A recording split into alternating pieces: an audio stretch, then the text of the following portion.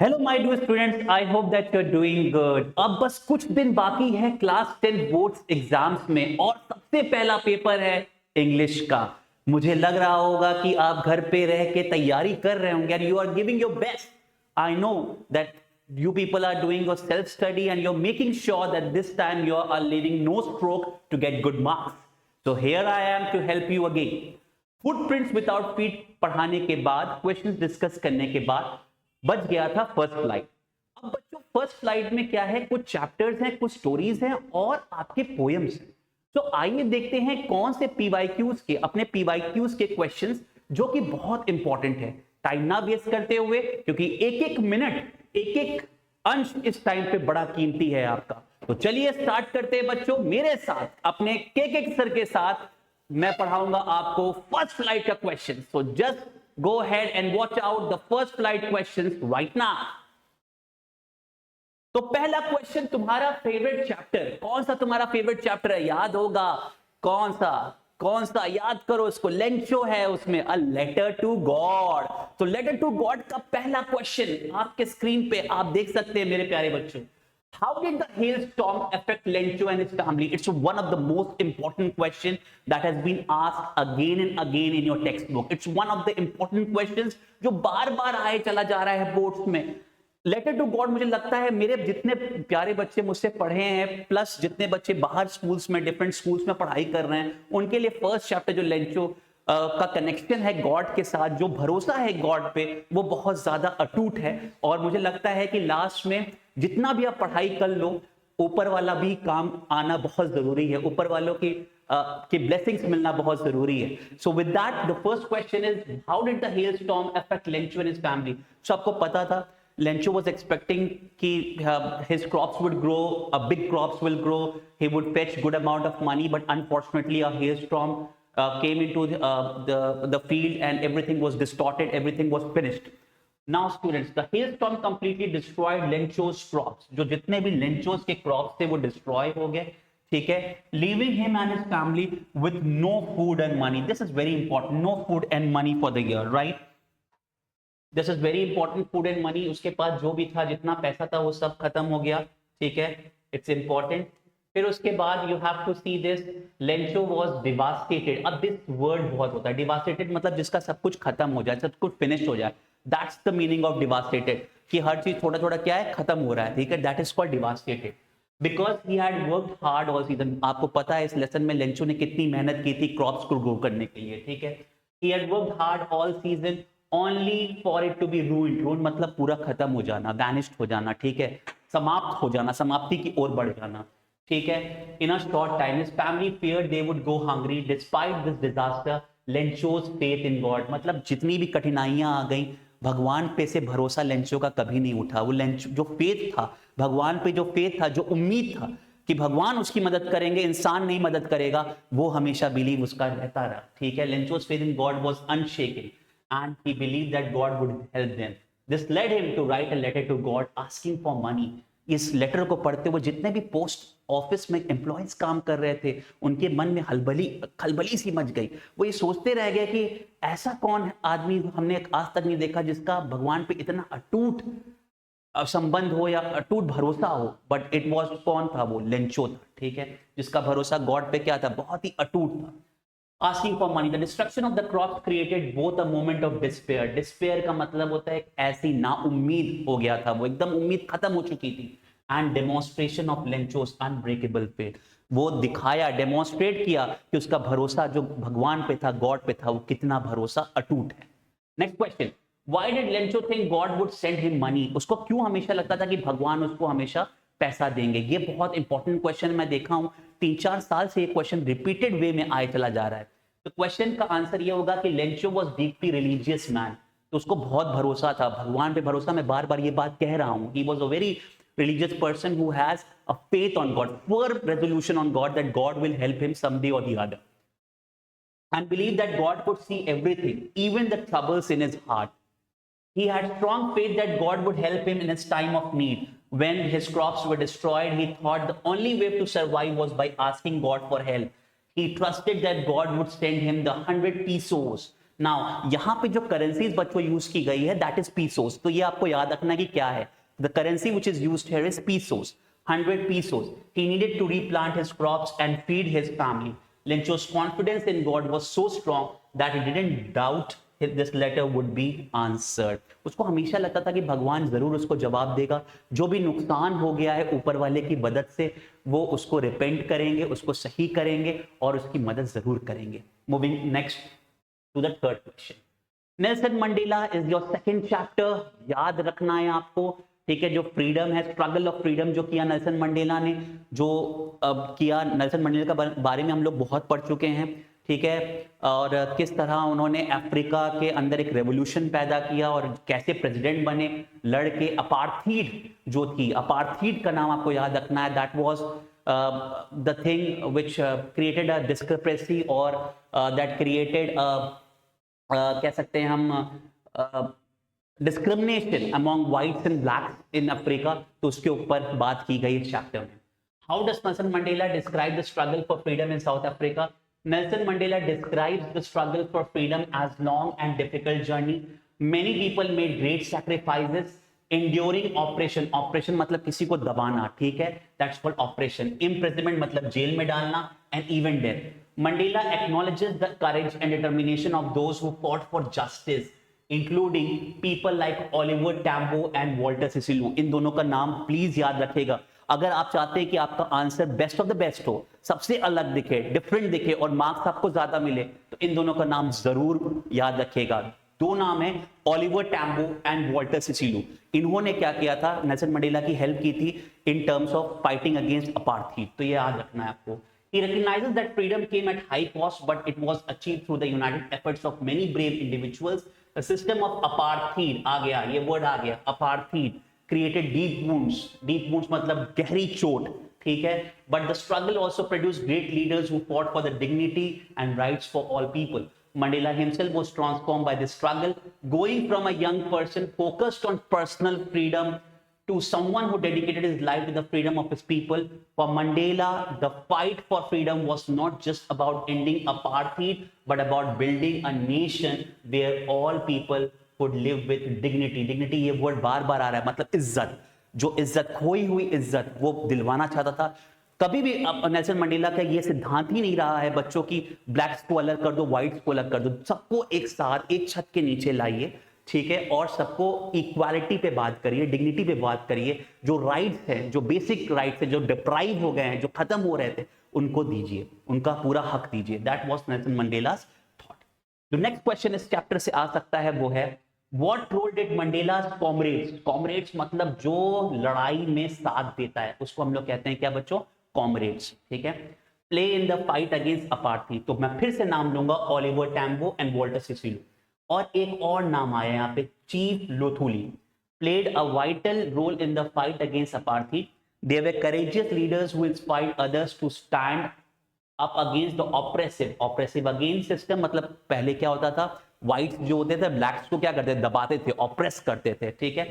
Many of them faced imprisonment, torture and exile. Exile मतलब उनको भेज दिया जाता था कि भाई जेल में लंबा लंबा रहो, वहां पे रहो और तुम्हारा कोई साथी नहीं रहेगा, कोई मतलब कोई दूसरे से मिलेगा नहीं, एकदम से एकदम एग्जाइल में लंबा लंबा 14 साल 12 साल भेज देते थे, ठीक है. These were the punishments form, but they continued to fight for justice. Mandela admired their bravery, wisdom and dedication. He believed that it was their sacrifice and leadership that made it possible for South Africa to become a global nation. These people were the hope for all South Africans. So जितने भी South Africans हैं, उनकी उम्मीद कौन थे? ये कौन? Nelson Mandela number 1. दूसरे कौन? ओलिवर वॉल्टर, याद रखेंगे आप. ओलिवर टैम्बो तीसरा, वॉल्टर सिसिलू, और चौथा चीफ लुथुली. इन चारों का नाम याद. मैं फिर से बोल रहा हूं, नेल्सन मंडेला, उनके साथ कौन है, जल्दी बताओ, उनके साथ कौन है? ओलिवर टैम्बो, याद रखेंगे. उसके बाद कौन है? वॉल्टर सिसिलू, ठीक है. उसके बाद कौन है? Chief Luthuli. तो इनका नाम आप याद रखेंगे. Moving forward with the 5th question. Easy question, आपका फेवरेट फर्स्ट फ्लाइट जिसका चैप्टर ही है, जो बुक का नाम है फर्स्ट फ्लाइट. सीगुल के बारे में पढ़े होंगे कि सीगुल चल रहा है ऊपर से, कैसे पहले वो अफ्रेड रहता है, शिकार नहीं कर पाता है, सब कुछ को टीज कर रहा होता है, बट जब वो अपना पहला शिकार करता है तो कितना उत्साह आ जाता है उसके मन में। That is the story first flight. और दूसरा आपने पता है फर्स्ट फ्लाइट किसमें, कि उसको जल्दी से इंग्लैंड पहुंचना होता है, फ्रांस के ऊपर से वो उड़ा रहा होता है, बट क्या होता है बीच में क्लाउड आ जाता है, बट वो देखता है कि कोई और भी वहां से निकल रहा है जो उसकी मदद कर रहा होता है।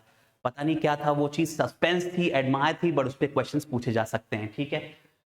Identify three key themes in first flight and explain how they relate to the young seagull's experience। तो पहला क्या है, वन थीम इज करेज। पहला क्या था कि आदमी जब तक चाह ना ले कि मुझे ये काम करना है, कि मैं कर सकता हूं, वो जिंदगी में कभी नहीं कर सकता। बट अगर एक बार इंसान ठान ले कि मुझको ये काम करना है, मैं करके दिखाऊंगा, he can always achieve it, he can always do that। तो वही उसी के ऊपर ये शॉर्ट था। One theme is courage as the young seagull has to overcome his fear of flying। Another theme is family support shown by how his parents encourage him to try। The third theme is independence यानी आजादी, ठीक है, as flying represents the young seagull gaining the freedom to explore the world on his own। Next, discuss the importance of talking risks in life as shown in the story। तो risk तो ले रहा है भाई, कि कोई आदमी, अगर कोई पक्षी भी है और वो चाहेगा अपना पहला शिकार करना, जिसमें फिश उसको पकड़ना है, और वो जाए पानी के नीचे और उसके दोनों पैर काम ना करे और स्टिल होके पानी के नीचे, तो मर जाए। तो रिस्क तो हर चीज में है, ठीक है। अब आप फ्लाई करते हो उसमें भी रिस्क है, कि पक्षी सबसे ज्यादा जो है, जो हमारे बर्ड्स है, वो सबसे ज्यादा रिस्क लेते हैं। Obviously they have to eat something so that they can survive. Question is discuss the importance of taking risk in life as shown in the story। The story shows that taking risks is important because it can lead to great rewards। Obviously जो लोग risk लेते हैं थोड़ा बहुत, उनको वो rewards भी मिलता है, वो उनको कामयाबी भी जरूर मिलती है, और उनको शोहरत भी जरूर मिलती है। That is the important thing, ठीक है। The young seagull took a big risk by jumping off the ledge. Ledge मतलब कोना, मैंने आपको बताया भी था। And it allowed him to experience the joy of flying. This teaches us that while it can be scary, हो सकता है कि ये डर से भरा हो, एक एक्सपीरियंस हो जिसमें हम बहुत डर सा जाए, बट इसका रिजल्ट जो आउटकम आएगा वो नंबर 1 आएगा, वो सबसे ऑसम आएगा, ठीक है। ये आपको याद रखना है। It can be scary to try new things। Facing our fears can help us grow and discover new abilities। तो ये आपको याद रखना होगा।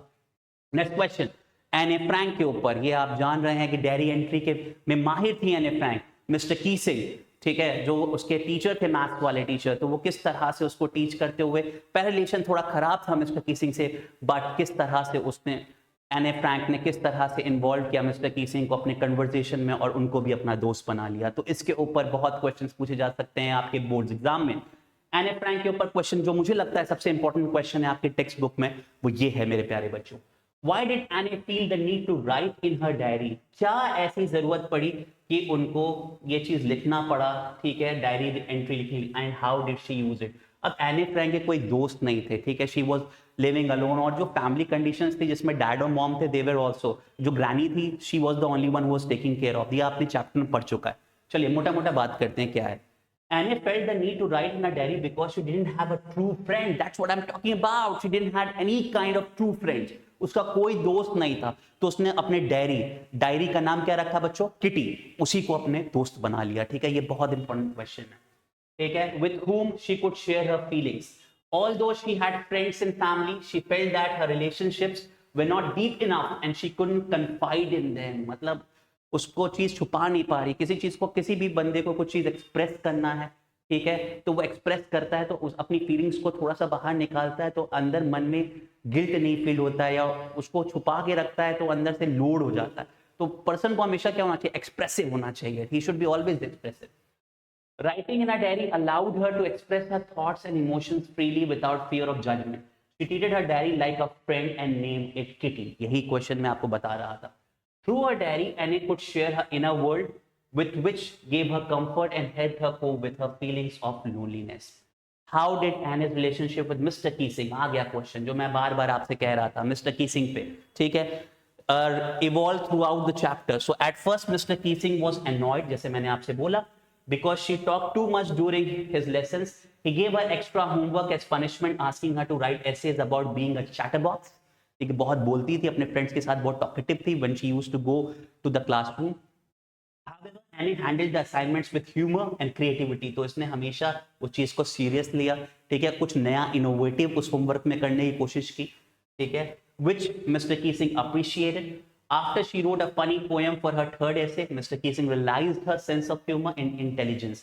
He started to make jokes in class and allowed Anna to talk without giving her extra homework. Their relationship changed from one of annoyance. Annoyance का मतलब होता है बच्चा कि किसी को मैं पसंद नहीं करता और मैं कहता हूँ मैं इससे फेड अप हो गया और मैं इससे बात नहीं करना चाहता, और अचानक से उस बच्चे ने कुछ ऐसा कमाल कर दिया थ्रू अ परफॉर्मेंस और थ्रू क्रिएटिविटी और कुछ बातचीत करते, तो उस पर्सन के लिए मेरे लिए म्यूचुअल रिस्पेक्ट आ जाए, इज्जत आ जाए, ठीक है, mutual respect and understanding. So this is the important 2 questions which I feel एक तो आपको बोर्ड्स में देखने को जरूर मिलेगा इनमें से, ठीक है. Next question, moving forward. How did Annie's relationship with Mr. Keesing evolve throughout the chapter? ये भी बहुत इंपॉर्टेंट क्वेश्चन, कहने का मतलब वही है बट दूसरे तरीके से क्वेश्चन है, ठीक है. So at first Mr. Keesing was annoyed, पहले annoyed थे with Annie because she talked too much during his lessons. He gave her extra homework as punishment, asking her to write essays about being a chatterbox. However, Annie handled the assignments with humor and creativity, which Mr. Keesing appreciated. After she wrote a funny poem for her third essay, Mr. Keesing realized her sense of humor and intelligence. He started to make jokes in class and allowed Anna to talk without giving extra homework. The relationship changed from one of annoyance to the mutual respect and understanding. So more or less same questions है, ठीक है. Why did Anna call her diary Kitty and what did it mean to her? ये बहुत important question है बच्चों, जो कि आपके टेक्स्ट बुक में सबसे इंपॉर्टेंट है. मुझे लगता है कि 4 क्वेश्चंस मैंने इस चैप्टर से भी डिस्कस किए हैं, इनमें से आपको 1 या 2 देखने को आपके बोर्ड एग्जामिनेशन 2025 में देखने को मिल जाएगा. पहला पेपर इंग्लिश 15 तारीख फरवरी 15 फरवरी को आप तैयार रहिएगा. और मैं जानता हूं अगर आप मेरा वीडियो देखे होंगे फुटप्रिंट्स विदाउट फीट का, तो और फर्स्ट फ्लाइट जो लोग देख रहे हैं इस टाइम पे इस वीडियो को सुन रहे हैं, मैं आपको बताऊंगा बोर्ड्स के बाद के 50 to 60% क्वेश्चंस आपको यहां से देखने को मिल जाएंगे. ये मेरा दावा है आपको, ठीक है. Why did Annie call her diary Kitty and did it mean to her? So Annie called her diary Kitty to make it feel like a real friend. She wanted her diary to be someone she could talk to, share her feelings with, and trust. By giving it a name, Annie made her diary more personal and comforting. Since she felt she couldn't share her deeper thoughts with anyone else, her diary became a way for her to express her emotions and get things off her chest.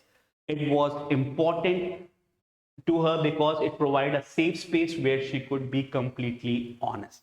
ठीक है, कभी कभी ऐसा होता है ना, friends बुरा मान जाते हैं तो उसको खुश करने के लिए हमको झूठ बोलना पड़ता है, बट किटी के साथ ऐसा नहीं था. किटी एक डायरी थी जिसमें कि एक्सप्रेसिव एने अपने बातों को लिखती थी, एक्सप्रेस करती थी और हमेशा ऑनेस्ट रिव्यू देती थी. अगर उनको अच्छा महसूस हो रहा है तो वो अच्छा जवाब देती थी, अगर उनको खराब महसूस हो रहा है तो वहां पे खराब लिख देती थी, ठीक है. जो भी ऑनेस्ट था अपने लाइफ को लेके वो चीज एने उस डायरी में एक्सप्रेस करती थी. क्या डायरी का नाम था? किटी, याद रखिएगा. मैथ्स टीचर का क्या नाम था? मिस्टर कीसिंग, याद रखिएगा.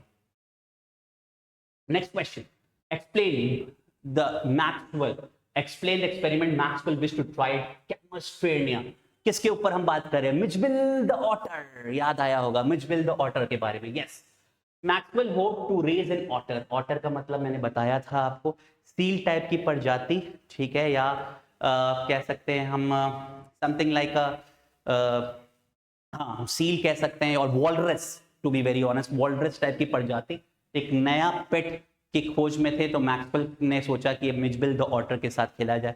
पहले बहुत रूड था बट बाद में जाके बहुत फ्रेंडली हो गया, ठीक है. लोग देखते थे, कहते थे rarest of the rare pet Maxwell ने पाला है, ठीक है. So Maxwell hoped to raise an otter at his house in Camasperna, believing it to be the perfect environment due to its proximity to water. Inspired by his friend's advice, he decided to get one from the Tigris marshes, where otters were commonly kept as pets by locals. When he finally acquired Mitchville, it marked the beginning of a deep connection. As he learned about Mitch, उसका short form क्या रखा था? Mitchville का Mitch, ठीक है, unique behaviors. This experiment wasn't only about keeping a pet, but also observing and understanding an otter's lifestyle closely. Next question. Describe Maxwell's journey with Mitch to England and the challenges he faced. तो भाई flight में तो बवाल सा ही much गया, एकदम confusion हो गया फ्लाइट के अंदर, ठीक है. क्या था वो चीज? Question, Describe Maxwell's journey with Mitch to England and the challenges he faced. Maxwell booked a flight, ठीक है, to Paris since British Airlines didn't allow pets, तो डायरेक्ट फ्लाइट नहीं मिली. वाया किससे गया, पेरिस के थ्रू, ठीक है। Mij had to be packed in a small box which distressed him, जो कि बहुत ही उसको पैनिक कर रहा था, causing him to injure himself. The journey was further complicated when Mitch escaped from the boss. Boss के अंदर से निकला और इधर उधर अफरा तफरी मच गई प्लेन के अंदर, जो आपने अच्छे से पढ़ा है, ठीक है। Causing panic among passengers. However, the air hostess was kind and allowed Mitch to sit on Maxwell's knee, which helped to calm the situation. तो यहाँ पे एयर हॉस्टेस का जो रोल है बड़ा इंपॉर्टेंट है, मिच को काम करके मैक्सवेल के गोद में बैठा देना, that is very important, right. Next question. Now here comes your question, your favorite chapter. Madam rides the bus. छोटी सी लड़की जिसको ये अरमान है कि वो सिटी जाके घूम के आए, ठीक है, बट चुपके से अपने बिना माँ बाप को बताए हुए किस तरह से वो बस में चढ़ती है और ट्रैवल करके शहर को बस देख के आ जाती है, और कितनी काम एंड कंपोज है, उसके ऊपर एक चैप्टर है मैडम राइड्स द बस, ठीक है, जिसमें कैरेक्टर कौन है, वली। Now, how did the sight of the dead cow affect Wali's mood on the return journey? The sight of the dead cow, the same one that had brought her so much laughter before, left Wally disturbed and sad. Realized how fragile life was. Fragile मतलब life का कोई भरोसा नहीं होता, आज है कल नहीं है। That's why man is called, क्या कहते हैं मैन को, we are mortal people, आज है कल नहीं है। बट ये सब पृथ्वी जहाँ ये सब क्या होते हैं, these people ये जितनी भी चीजें हैं एनवायरमेंट में, mountains, reverse, these are immortal, they will never die forever, right? Feeling what was once beautiful could quickly become lifeless and horrifying. This experience dampened मतलब उसको पूरा झंझोर के रख दिया, अफसोस में डूब गई वो, ठीक है, her mood, and she no longer found joy in the bus ride. It marked a moment of growth, showing her understanding of life's unexpected harshness. तो उसने लाइफ के बारे में, प्रोबेबिलिटी ऑफ लाइफ के बारे में सीखी कि भाई लाइफ आज है बट कल नहीं, इसके बारे में एक सीख मिली उसको जब उसने डेड काउ को मरे हुए देखा। Next question, how did Valli's first bus journey changed her view of herself and her surroundings? Valli's journey gave her a sense of accomplishment, उनको बहुत ही मतलब अच्छा महसूस हो रहा था, शी वाज कि उसका ड्रीम कम ट्रू हो गया, उसकी विश जो थी वो फुलफिल हो गई, that was the major thing which she recognised, जिसको देख के उसको खुशी महसूस हुई। Independence and maturity, having achieved her long-held desire without anyone's help. Her interaction with different passengers, experiences along the route, and her final return home added to her confidence and sense of self. The experience taught her about the world's beauty as well as sorrow. Through the sight of the dead cow, this newfound understanding made her value her experience privately, as she chose not to share it with her mother and aunt. तो secretly वो गई इस journey पे और secretly घूम के देख के शहर, बस उसको बेसिकली शहर देखने का भी शौक नहीं था, उसको बेसिकली बस में ट्रैवल करने का शौक था, जो उसने फुलफिल किया पैसे सेव करके, right. Next question, moving to question number 15, how did Kisa Gautami's experience the sermon at Benares about Buddha, ठीक है। How did Kisa Gautami's experience reflect the concept of selflessness? यार जिंदगी में जो मर जाता है वो मर ही जाता है, उसके बाद जिंदगी में नहीं आता।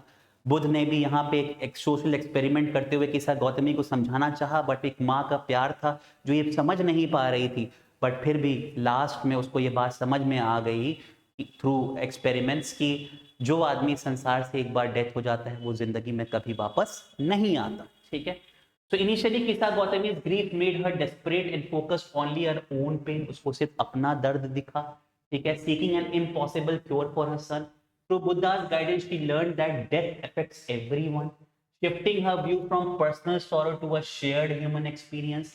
This realization led her to see that grief was isolating her and that true peace comes from letting her to go of selfish desires and expecting जो लाइफ की रियलिटी को जानने के लिए, भाई मुझे पता है किसी से भी डियर एंड नियर वन किसी का खो जाता है, वो जिंदगी में कभी वापस नहीं आ सका, बट ये ट्रूथ है कि आज हम दुनिया में हैं कल नहीं रहेंगे, ठीक है, दैट इज द फैक्ट। यही बुद्धा समझाना चाह रहा था, बट माँ का प्यार हमेशा उसको ये कह रहा था कि नहीं, उसके बच्चों को कोई न तांत्रिक या कोई भी उसको सही बैक टू लाइफ ला देगा, which is impossible, right. Why does Buddha compare mortals to pottery in his sermon, ठीक है, mortals, Buddha compares mortal to earthen vessels made by a potter. जैसे नहीं, जैसे क्या होता है कि आपने चीनी मिट्टी के देखे होंगे बर्तन बन रहे हैं, या कोई भी मिट्टी से बने हुए बर्तन देखेंगे वो भी टूट जाते हैं, उसी को कंपेयर किया बुद्धा ने किससे, हमसे, ह्यूमन से, जो कि आज है कल नहीं है, ठीक है। दोनों एक सिमिलर है, जो हाथ से गिर गए, डेथ हो गया, खत्म हो गया, दोबारा आप यूज नहीं कर सकते। उस तरह ह्यूमन के साथ जिंदगी चल रही है, चलती रहेगी, चलती रहेगी, चलती रहेगी, बट जब ऊपर वाला बुला लेगा तो हमें जाना पड़ेगा, ठीक है। ये बुद्धा का उपदेश था, जिस तरह से उन्होंने किस्सा गौतमी और बाकी लोगों को समझाना चाहा अपने सरमन, अपने प्रवचन में, ठीक है।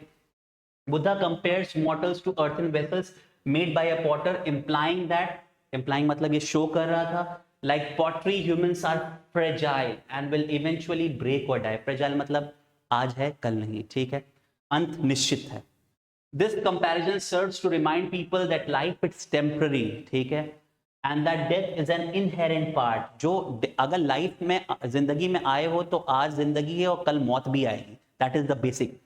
So death is also a part which a human has to face in life, right? The metaphor मतलब बढ़ा चढ़ा के किसी चीज को कहना चाहिए तो उसे हम कहते हैं metaphor, is meant to help individuals understand the importance of not clinging to life. हमेशा ये नहीं करना कि हम 100 साल जिएंगे, 200 साल जिएंगे, अरे ऊपर वाले ने जितना दिया है उतने ही साल जियोगे, ठीक है। Too tightly as everything has an end. तो जिसका संसार में जो चीज भी बनी हुई है उसका भी अंत आना निश्चित है। नेक्स्ट लास्ट लेसन, ठीक है, ये चैप्टर का इस फर्स्ट स्लाइड का, उसके बाद पोएम्स है। पोएम्स में भी बच्चों में बता दूंगा कोई सा भी पोएम्स आ सकता है, कभी कभी ऐसा भी हो सकता है कि आप पढ़ के ना, मतलब आप सब चैप्टर पढ़ के आओ, सिर्फ 2 या 3 चैप्टर। सो जो मुझे इंपॉर्टेंट क्वेश्चंस लगे पोएम के अंदर, वो पोएम मैं डिस्कस करूंगा अभी आपसे, ठीक है। बाकी आप सब पढ़ लीजिएगा, जितने मैंने नोट्स दिए हैं आपको, बहुत बेसिकली पढ़िएगा, पोएटिक डिवाइस मत मिस करना। मैं देख रहा हूँ pattern of the questions paper में आपका एलिट्रेशन, रिपीटिशन, मेटाफॉर, इन 3 चीजों में से एक आने वाला है। बहुत एक्सट्रीम आ गया तो ऑक्सीमोरॉन आ जाएगा, ठीक है, बट ये 3 चीज आपको याद रखनी है। क्या क्या, फिर से बोलिए सर। पर्सोनिफिकेशन भूल गया मैं।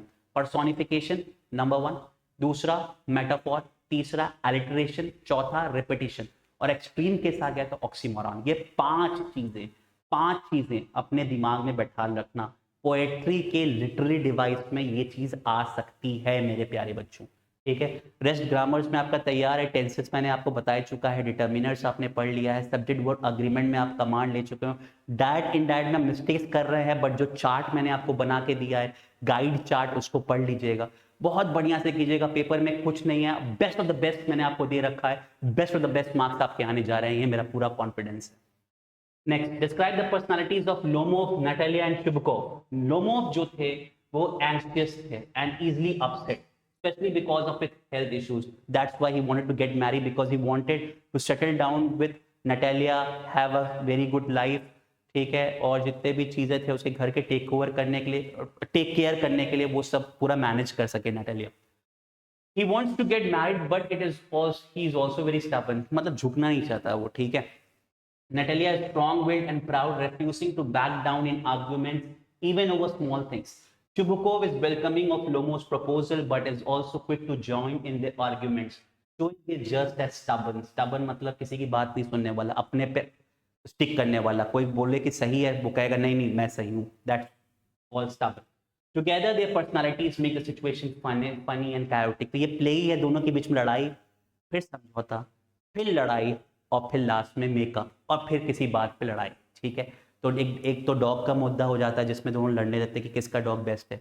फिर उसके बाद एक खेत है, ठीक है, एक फार्म है जिसकी रॉयल्टी दोनों चाहते हैं कि हमारा है, कोई कहता है हमारा है, ठीक है, इसके ऊपर लड़ाई है। Why is Lomo's health important to his decision to marry? Lomos feels he must settle down because of his age and health problems. He has difficulty sleeping and worries about his future, so he wants a calm, steady life. Marrying Natalia, who is practical, seems like a good choice to him as he isn't focused on love but stability. तो ठीक है, थोड़ा बहुत प्यार था उसके बाद, but the most important part is stable होना चाहता था। He wants stability in life. He wants someone to have in his life so that he can settle down. He becomes stable and कोई तो उसके साथ मिलके उसकी जो गृहस्थ जीवन है और you can say the married life है उसको और सॉर्टेड वे में सॉर्ट कर सके, ठीक है। So this is what this chapter is all about. Next, मुझे ये बहुत अच्छा लगता है ये वाला पैसेज जो है आप देख रहे हैं, ठीक है, टेक्स्ट में आपका जो है, और ये चैप्टर आपने पढ़ा होगा, ठीक है। फायर एंड आइस भी है इसमें, ठीक है, और एक क्रो के ऊपर चैप्टर भी है, ठीक है। तो डस्ट ऑफ स्मोक, ठीक है, तो इसके ऊपर ये चैप्टर में से एक मैंने पैसेज पकड़ लिया है कि इसके ऊपर क्वेश्चंस क्या पूछे जा सकते हैं। ठीक है, चलिए देखते हैं। The way a crow shook down on me the dust of snow from a hemlock tree. अब क्वेश्चंस क्या क्या पूछे जा सकते हैं इससे। पहला question, where was the crow, तो आप लोग को ये बताना है the crow was hemlock tree. इसमें बहुत ज्यादा लिख देते हैं कई बच्चे, एक नंबर का क्वेश्चन है, सिंपल सा आंसर दो और आगे बढ़ो। ठीक है, the crow was on hemlock tree, खत्म। ठीक है, दूसरा, what did it shake on the poet, it Shuk dust of snow, तो ऊपर जो स्नो लगी हुई थी वो नीचे गिर गई। ठीक है, उसी के ऊपर सेकंड है। What is the rhyme scheme of the stanza A B A B. ठीक है, ये मैंने आपको बताया भी कैसे हम राइम स्कीम निकालते हैं, तो ये चीज को आप ध्यान रखिएगा इस चैप्टर में। और मैंने टाइगर इन द जू भी करवाया है। ठीक है, और एक और चैप्टर है द एनिमल्स, तो उसके ऊपर भी आप देखिएगा राइम स्कीम मैंने पढ़ाई हुई है, तो उस राइम स्कीम को हम फॉलो करेंगे। ए बी आएगी यहाँ पे। नेक्स्ट है हु इज द पोएट, तो ये तुम्हारे लिए ट्विस्ट क्वेश्चन मैं नहीं बताऊंगा, रॉबर्ट फ्रॉस्ट है। कम ऑन गाइस, आपको ये आंसर देना था। Robert Frost is the writer of this particular poem. Next question, now ये कहाँ है, फायर एंड आइस का क्वेश्चन है, ये बहुत बेहतरीन क्वेश्चन है फायर एंड आइस का। सम से the world will and in fire, some say in ice, from what I have tasted of desire I hold with those who favor fire. So again, who is the poet of this line? Robert Frost. ठीक है, याद रखिए। What is the poet's opinion about the world? So according to the poet, the world will end in fire. ठीक है। What is contradictory opinion of the public? Public debate कर रही है कि पब्लिक लड़ रही है इस बात पे कि जो वर्ल्ड है वो कैसे खत्म होगी। कई लोग कह रहे हैं कि फायर से हो जाएगी, कई लोग कह रहे हैं आइस यानी पानी से हो जाएगी। ठीक है, ठीक है, तो that is the contradictory. Contradict मतलब कि दोनों चीज आपस में अपोजिट हो। ठीक है, लड़ रही हो, दैट्स कॉल्ड कॉन्ट्राडिक्टरी। ठीक है, so the contradictory opinion of the public is the debate whether the world will end in fire or in ice. How are ice and fire similar to each other through they have contradictory? तो दोनों का जो purpose है यार वो है destruction का, तो दोनों ही मैसेज क्या लाते हैं, डिस्ट्रक्ट करने के लिए, खत्म करने के। तो ये आंसर मैंने आपको और अच्छी तरीके से आपके टेक्स्ट बुक में करवाया है, वो उसको चेक कर लीजिएगा। ठीक है, नेक्स्ट क्वेश्चन। नाउ ये आपका अच्छा चैप्टर है heat, tiger in the zoo पढ़े होगे आपने। ठीक है, उसके ऊपर एक क्वेश्चन है, he stalks in his vivid stripes the few steps of his cage on pads of velvet white in his white rage. Why could the tiger walk only a few steps? यार tiger एक ऐसा जानवर है जो कि आपको देखे होगे जनरली क्या होता है, ये चैप्टर का नाम है टाइगर इन द जू, तो जू में रखा गया, बट जनरली टाइगर्स कहाँ होते हैं, सैंक्चुरी में रखे जाते हैं या मे बी किसी वाइल्ड पार्क में रखे जाते हैं, सो that they can walk freely. But जू में रख दिया है, दैट मीन्स वो अपना जो स्टेप्स है उसका कॉन्स्ट्रेंट हो गया, ज्यादा मूव नहीं कर पा रहा है हिरन, इसीलिए वो कम स्टेप्स चल रहा है। The tiger could walk only a few steps because he was locked in a very small cage, तो जो केज का लेंथ था वो भी बड़ा स्मॉल था, इस वजह से वो बड़ी ही कम स्टेप्स ले पा रहा था। How does the tiger move in the cage? The tiger moves very slowly and quietly in a threatening, डरावने तरीके से। What are the two qualities of the animal under reference? तो दो, एक तो इसके पास स्ट्राइप्स होते हैं विविड, आप देखेंगे ब्लैक और येलो, येलो बॉडी पे ब्लैक स्ट्राइप्स, एंड है सॉफ्ट वेलवेट पैड्स, उसका जो पैर होते हैं नीचे के जो कुशन होते हैं वो बहुत ही वेलवेट, बहुत अच्छे से होते हैं, मतलब फर टाइप के होते हैं वेलवेट पैड्स, उसके बारे में डिस्कशन है। Why is he quite rage? He is quite rage as he is locked in his freedom and he is unable to show his anger and ferocity. जब भी हम टाइगर की बात करते हैं तो हमारे दिमाग में कैसा कैसा एनिमल आता है, जो कि एंग्री है, गुर्रा रहा है, ठीक है, फेरोशियस है, डरावना है। ठीक है, तो ये हमारे टाइगर के लिए क्या है, थॉट हमेशा आता है। ठीक है, बट उसकी जितने भी ये एंगरनेस है या फेरोसिटी है, सब कुछ अंदर कंपनसेट हो गया, सब कुछ अंदर दब गया है। ठीक है, लास्ट क्वेश्चन। ठीक है, और बहुत सारे क्वेश्चंस बन सकते हैं, बट मैंने सोचा कि यहाँ तक रोकता हूँ, बाकी आप सेल्फ कर लेंगे। सेल्फ मैंने आपको शीट्स दे रखे हैं, प्लीज उस शीट्स को बढ़िया से पढ़िएगा और अच्छे नंबर से आप पास होइए। पास ही नहीं होना, मुझे लाना है क्या, आप ला सकते हैं, 90+ इंग्लिश में आराम से आ रहा है बच्चों। और अगर आप बढ़िया से मेरे नोट्स, थॉट्स, वीडियोस देख के जाएंगे, I am pretty much sure that you are coming out with flying colours and you are scoring more than 90 marks in English board examination 2025। Expert based question है, आप बताइए कौन सा चैप्टर है ये। What is the boy? याद आया, the ball poem. What is the boy now who has lost his ball? What is he to do? I saw it go merrily bouncing down the street and then merrily over there is in the water. No use to say, oh, there are other balls. What has happened to the boy? The boy was very sad as he has lost his ball. क्या हुआ था, उसका जो ball था किनारे पे खेलते खेलते क्या हो गया, नीचे की तरफ गिर गया बच्चों। Why does the poet say no use to say, oh, there are other balls? अब किसी एक बॉल के साथ बच्चे का लगाव हो गया था, वो दूसरी बॉल लेना ही चाह रहा था, बहुत सारी बॉल्स अवेलेबल थी बट उसी बॉल के साथ वो खेलना चाह रहा था, बिकॉज ही हैड एक अटूट रिश्ता हो गया था, he has an attachment to that particular ball. The poet says so, as the loss of the ball is a major consequence to the ball. Which word means happily? So merrily का मतलब यहाँ पे बच्चों हो जाता है happily. What, where did the ball go? Last question है, वो आप खुद बताओगे. बॉल कहाँ गिर गई थी? ठीक है, पता है, पानी में गिर गई थी. ठीक है, तो छपाक मत बोलना. ठीक है, यहाँ पे सीधे आंसर लिख लेना. ठीक है, ओके गाइस. सो इसके साथ बहुत सारे और चैप्टर्स हैं जिसके बारे में मैं डिस्कशन नहीं कर रहा, but you can do it. I am pretty much sure. जैसे कि टेल ऑफ द कस्टर्ड पे क्वेश्चंस हम काफी देख चुके हैं, टेल ऑफ द कस्टर्ड पे, और एने ग्रेगरी पे क्वेश्चंस हम काफी देख चुके हैं, उस पे भी उसके बालों के ऊपर बात की गई है. ठीक है, टेल द कस्टर्ड ऑफ में आप जानते हो इंग ब्लिंग, और इसके ऊपर भी क्वेश्चंस आपको देखने को मिल जाएंगे. I'm pretty much sure guys this is all from my side and I'm pretty much sure that you are now super confident, क्योंकि मैंने देख रहे हैं कि धीरे धीरे बच्चे ग्रैब कर रहे हैं the language that I was looking into, the confidence that I was looking into, धीरे धीरे आपके अंदर वो आ रहा है. And I am pretty much sure this year the result will mark as a record in this entire Gorakhpur. Thank you so much बच्चों for your support always. Now it's your time to give your 100%. We teachers are always there to help you in the best possible manner we can. Keep learning with us. Thank you so much guys and keep loving us. Go and watch the video on Chef Plus on YouTube. Thank you so much.